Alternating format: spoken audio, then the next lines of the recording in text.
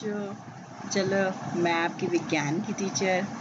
आज मैं वो ऐसा टॉपिक लेके आई हूँ जो हमारे कोर्स में, हमारे सिलेबस में पहले से ही अटैच है, लेकिन आज इसकी ज़रूरत सबसे ज़्यादा है। आज की ज़रूरत क्यों ज़्यादा हो गई भाई? ये हमारे एनवायरनमेंट से रिलेटेड है। ये चैप्टर ही हमें वो सब सीख देगी जो आज के डेट में हम सभी को इस पृथ्वी पर जिंदा रखने के लिए ज़रूरी है। जी हाँ, वो चैप्टर प्राकृतिक संपदा, जो हमें भगवान ने इस धरती पर रहने के लिए दिया। चलिए, आज हम उस संपदा या नेचुरल रिसोर्सेज के बारे में बात करते हैं। नेचुरल रिसोर्सेज ये एक चैप्टर है जिसमें हम ज़्यादा से ज़्यादा 4 टॉपिक पे ही बात करेंगे, जिसके बारे में डिटेल आपके बुक में 1 बाय 1 दिया गया है।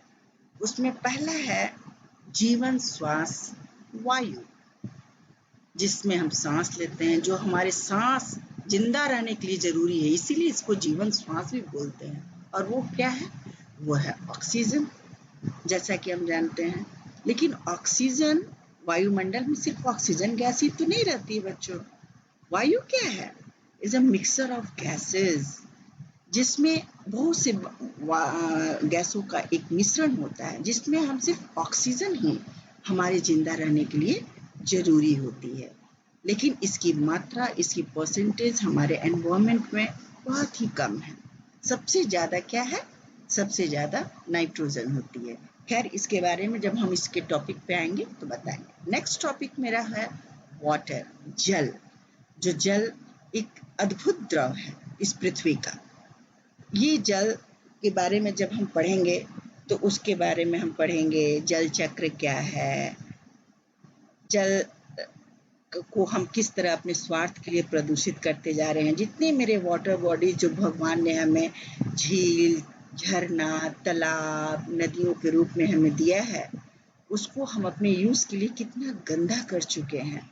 हमारी गंगा नदी के बारे में हम इसमें डिटेल पढ़ेंगे, यानी कि वायु प्रदूषण, जल प्रदूषण, और फिर उस प्रदूषण को कंट्रोल करने के लिए, कम करने के लिए हम अपनी ओर से क्या कर सकते हैं, उसके बारे में भी हम डिटेल जानेंगे। थर्ड टॉपिक मेरा आएगा मृदा। मृदा में खनिज लवण की उपस्थिति। अब हम जानते हैं कि मृदा में या हमारी मिट्टी में बहुत से खनिज पदार्थ हमारे ईश्वर ने हमें दिए हैं, जिसमें नाइट्रोजन, फास्फोरस, में जो भी मिनरल हैं उन सबों के बारे में हम डिटेल में जानेंगे, जिसमें नाइट्रोजन चक्र, कार्बन चक्र, ऑक्सीजन चक्र और ग्रीन हाउस इफेक्ट, ये सब के बारे में हम डिटेल जानेंगे। और फोर्थ टॉपिक होगा मेरा ओजोन लेयर। जैसा कि हम जानते हैं बच्चों कि ऑक्सीजन 2 रूपों में हमारे वायुमंडल में विद्यमान होती हैं। द्विपरमाणु यानी O2 के रूप में वो ऑक्सीजन, और O3 के रूप में, त्रिपरमाणु के रूप में वो ओजोन लेयर। तो ये मेरा लास्ट टॉपिक होगा। तो चलो, इन 4 टॉपिक में फर्स्ट टॉपिक हम लेते हैं, जिसमें प्राकृतिक संपदा के बारे में हम जानेंगे कि आखिर ये है क्या, इसका पूरा परिचय क्या है, इसमें कौन कौन से कंपोनेंट मिलकर पूरी प्राकृतिक संपदा को बनाते हैं।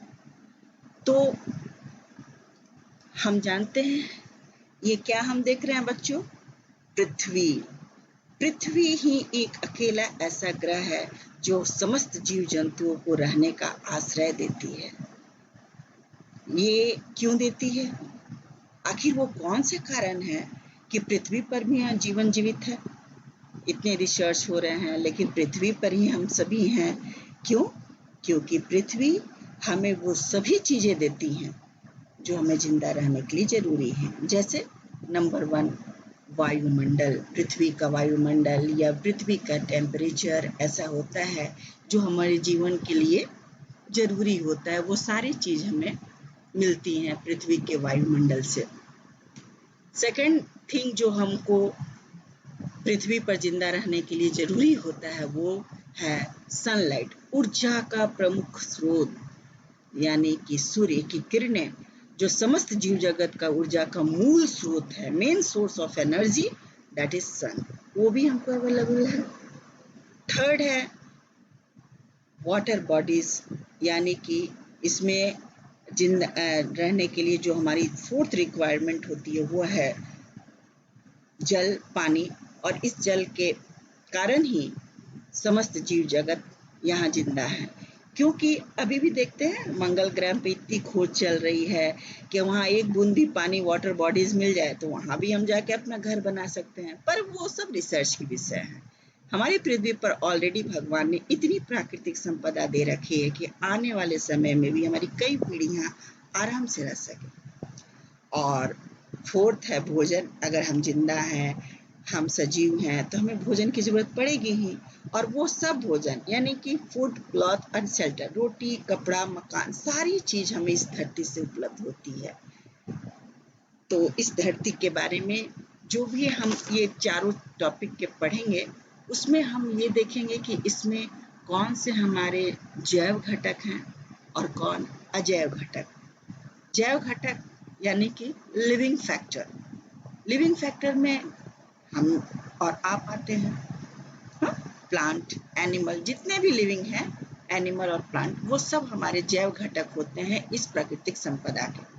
और अजैव घटक में ये हमारे वाटर बॉडीज हैं, सनलाइट है, टेम्परेचर है, ये सब अजैव घटक। यही जैव और अजैव घटक मिलके इस प्रकृतिक ने हमें जो संपदा दी है वो है प्राकृतिक संपदा या नेचुरल रिसोर्सेस। समझिए बच्चों, इज इट क्लियर?